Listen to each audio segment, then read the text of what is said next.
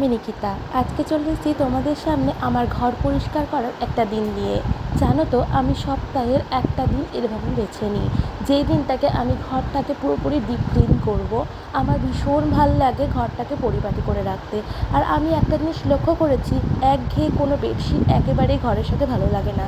কোনো bedsheet change করলে ঘরটাকেও যেন অন্যরকম বেশ দেখতে লাগে। তো সেই জন্য লেগে পড়েছি আজকে এই কাজটা করার জন্য।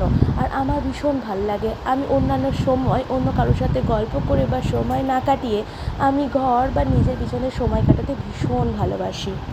অন্যদের পিছনে টাইম ওয়েস্ট করা মানে নিজের অনেকটা টাইম চলে যাওয়া। তো সেই জন্য নিজের পিছনে সময় দিলে হয়তো সমস্ত কিছু ভীষণ ভালো লাগে। আর ঘর পরিপাটি করতে প্রত্যেকের হয়তো ভীষণ ভালো লাগে। আমি তো ভীষণ পছন্দ করি, আগের ভিডিওতেও তোমরা দেখেছো। তা ওয়েদারের অবস্থা অনেক দিন ধরেই ভাবা হচ্ছে যে কাচাকুচি হবে, কিন্তু কোনোভাবেই হয়ে উঠছে না। কোনো সময় রোদ তো কোনো সময় বৃষ্টি। তো আজকে একেবারে ফাইনাল করেই ফেলেছি যে না, আজকে আমাদের সমস্ত দুটো ঘরেরই বিছানা তোলা হবে এবং সেগুলোকে ক্লিন করা হবে। জানো তো, আগের দিন 4টে তোয়ালি কিনে এনেছিলাম, তো আজকেই সেটা নতুনভাবে বের করব।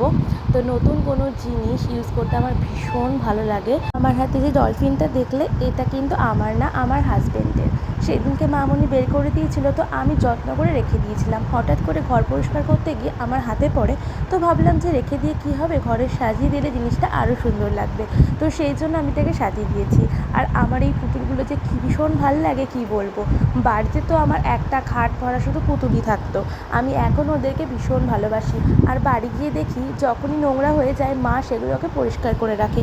এই তো যেদিনকে গেছিলাম, মা দেখি দুটো পুতুল পরিষ্কার করে আমাকে দেখাচ্ছে যে দেখ কী পরিষ্কার হয়েছে। আমার ভীষণ ভালো লাগে, মা সেটা খুব ভালো করে জানে। আর আমি এটাকে কোথায় রাখবো, তো সেই জন্য আমি আলমারিতে আর একটা যেহেতু রেখেছিলাম টেডি লাভ ধরনের, তো সেই জন্য তার পাশেই ঠিক এই ডলফিনটাকে রাখলাম। তো কম বেশি আমার ঘরটাকে আমার মনের মতন করে সাজিয়েই ফেলেছি। তো চলো, এইবার অনেকটা টাইম তোমাদের সাথে গল্প করতে করতেও কেটে গেছে। সকালবেলা থেকে জানলাগুলো খোলাই থাকে, তো সেই জন্য এই টাইমটাতে আমি বন্ধ করে দিই। তো তারপরে আমি আমার এই সমস্ত ধরনের ফটোগুলোকে একটু পরিষ্কার করে গোছাচ্ছিলাম, এবং তারপর নিজের রুমটাকে তোমাদের সঙ্গে একটু শেয়ার করি যে কেমন লাগছে এবং কীভাবে আমি সাজালাম। তোমরাও কিন্তু অবশ্যই জানিও যে পুরো লুকটা আমার রুমের কীরকম লাগছে। আমার রুম আমার কাছে ভীষণ প্রিয়। এবার তোমরাই কমেন্ট বক্সে জানিও সমস্ত বেডশিট নিয়ে আমার রুমটাকে আমি কেমন সাজাতে পেরেছি। আবারও চেষ্টা করব একটু অন্য রকমভাবে অন্য আর একদিন সাজানোর। এইরকমভাবে নতুনত্বভাবে বেডশিট চেঞ্জ করা আমার যে কী ভীষণ ভালো লাগে তোমাদের কী বলবো। তো চলো, আজকের ভিডিওটা এখানেই শেষ করছি। আবারও দেখা হবে অন্য ভিডিও।